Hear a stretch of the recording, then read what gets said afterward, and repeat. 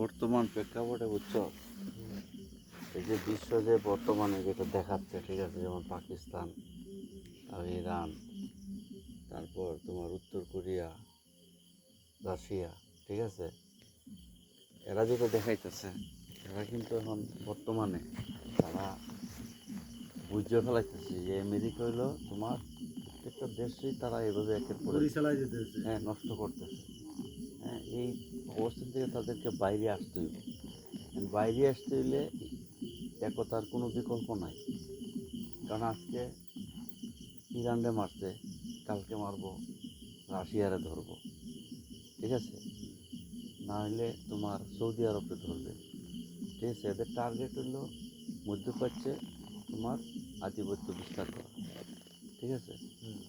এখন এই যে লক্ষ লক্ষ মানুষ মারা যাচ্ছে, ঠিক আছে, মনে করো তোমার এখানে শিশু আছে, ক্যান্সার রোগী আছে, বৃদ্ধ মহিলা আছে, বৃদ্ধ মানুষ মানে পুরুষ আছে, প্রেগনেন্সি আছে, ঠিক আছে। এই যে একটা নতুন শিশু আসবে বা আসছে, এরা কোন দায়ে অপরাধী? নির্বিচারে যে তারা এই যে বোমা বর্ষণ করতেছে, মানুষের মারতেছে, ঠিক আছে, পরমাণুর অজুহাতে। তাহলে এদের দেশে পরমাণু এরা নষ্ট করে না কি জন্য? এরা পরমাণু বানাইলো কেন?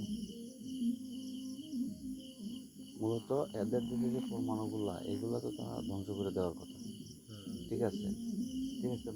মানে এদের দেশেরটা মজুত রেখে এরা বহির্বিশ্বে শাসন করে বেড়ায়, ঠিক আছে। আমেরিকা এবং ইসরায়েল এই আর বর্তমানে যে ইন্ডিয়া, এই তিনটা রাষ্ট্র এই পৃথিবীটা নষ্ট করে রাখছে, ঠিক আছে।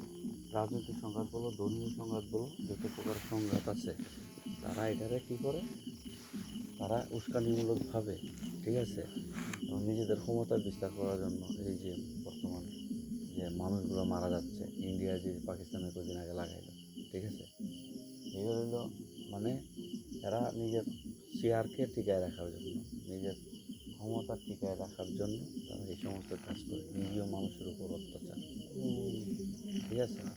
এখানে গরিব মানুষ যারা আছে বা নিরীহ যারা আছে, যারা সাধারণ পাবলিক, এরা এটা কী অন্যায় করছে? তারা এদের এই যে টানাটানি, এদের রেশারেশির দায় এরা বহন করবে? এটা তো সম্ভবত ব্যক্তিগত রেশারেশির থেকে এই যুদ্ধগুলো সংগঠিত হইতেছে। এখন যদি আমেরিকা, হ্যাঁ, তোমার আমেরিকার যে ঘাঁটিগুলো আছে মধ্যপ্রাচ্যে, এক দেশের সৈনিক অন্য দেশে কেন ঘাঁটি বাঁধবে পৃথকভাবে? ঠিক আছে, কী স্বার্থ তাদের? তারা একক ক্ষমতা প্রয়োগ করতেছে, একক ক্ষমতা প্রয়োগ করে মানুষকে মারতেছে নির্বিচারে। মুসলিম বিশ্ব আজকে, মুসলিম বিশ্বটা এক কেন দরকার? মুসলিম বিশ্ব যদি এক হয়, তাহলে চীন, রাশিয়া, তোমার এই যে জাপান, তারপরে এই যে উত্তর কোরিয়া, এরা এক হয়ে যাবে। এক হলে পশ্চিমা বিশ্ব আর কোনো সুযোগ পাবে ওইভাবে মানুষের অত্যাচার, অন্যায়, তারপরে এই যে বোমা বর্ষণ, কোনো কিছুই তারা সুযোগ পাবে না, ঠিক আছে। অর্থনৈতিক যে তারা যে দোষগুলো নামাচ্ছে, দেখো তোমার কোনো কিছু হলে শুল্ক আরোপ করতেছে, ঠিক আছে। তাহলে আমেরিকান ইউরোপিয়ান ডলার বাদ দেও, ঠিক আছে, এই অঞ্চল পৃথক হয়ে যাক, সমস্যা কী?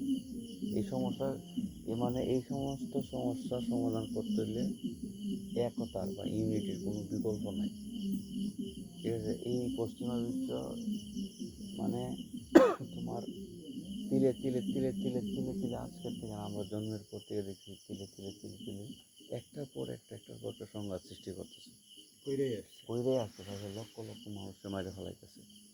এই মানুষগুলোর কী অপরাধ?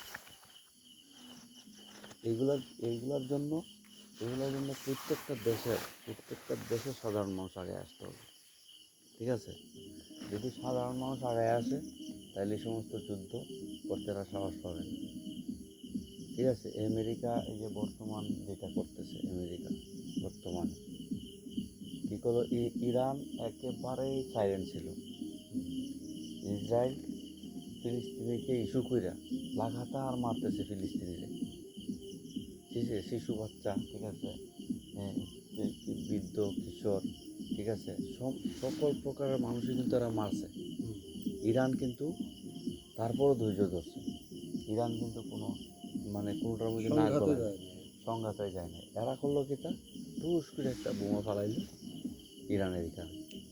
এই যেহেতু মানে তারা আগাচ্ছে না যুদ্ধে, ঠিক আছে, যুদ্ধকে তারা উস্কাই দেওয়ার জন্য এই একটা বোমা ফালাইলো।